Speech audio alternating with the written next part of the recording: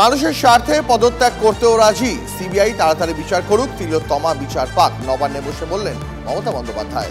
দিনে দুবার ব্যবহার করো স্টপেজ ক্রিম আর নিজেকে রাখো এভারগ্রিন। কেয়াশের আরোমা থেরাপি স্টপেজ ক্রিম, আর খুঁজে পাও নতুন আমিকে। আমরা প্রথম দিন থেকেই চেষ্টা করে যাচ্ছি, ওই ট্রাইড আওয়ার বেস্ট।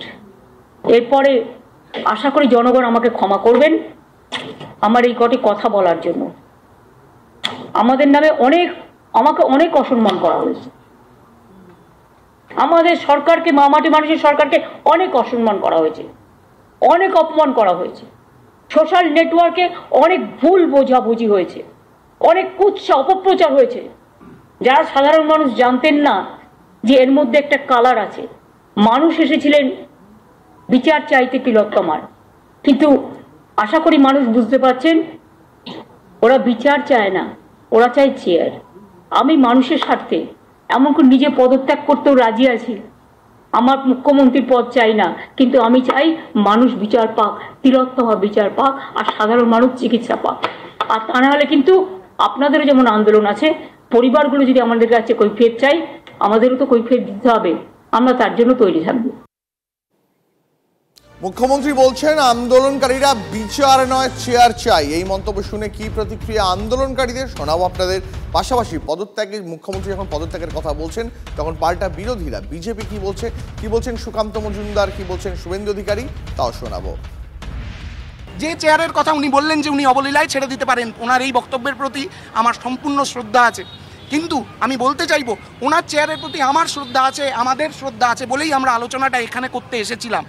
আমরা বিশ্বাস করব, উনি বললেন যে উনি হাত জোড় করে জানাচ্ছেন যে উনি আর পারবেন না, উনি এতে ক্ষান্ত হচ্ছেন।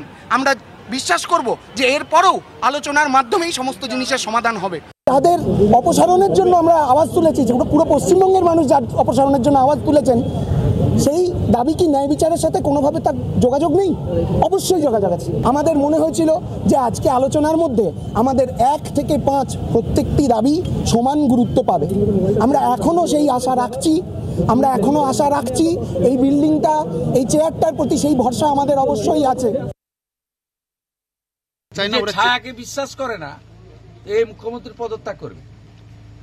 নিজে যখন মিটিং করে, লাইভ স্ট্রিম করে ইমেজ বিল্ড আপের জন্য, আর ডাক্তার, জুনিয়র ডাক্তারদের সঙ্গে লাইভ স্ট্রিম করে মিটিং করতে আপত্তিটা কোথায় ওনার?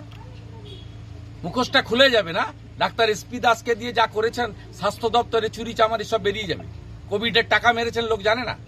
পিএম কেয়ারের 2200 কোটি টাকা। আপনার এক্স সিএস রাজীব সিনহা, মহুয়া ব্যানার্জিরা কি চুরি করেছে, আমার কাছে সব কাগজ আছে। কিভাবে লুট করেছে।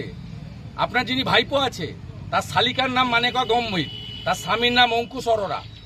ওদের ফ্যামিলির 5টা কোম্পানি মেডিকেলে সাপ্লাই করে, পবন অরোরার কোম্পানি, অঙ্কুশ অরোরা, প্রেমা অরোরা। আমার কাছে কাগজ আছে, সমস্ত মেডিকেলে সাপ্লাই দেয়। মুখোশটা খুলে যাবে।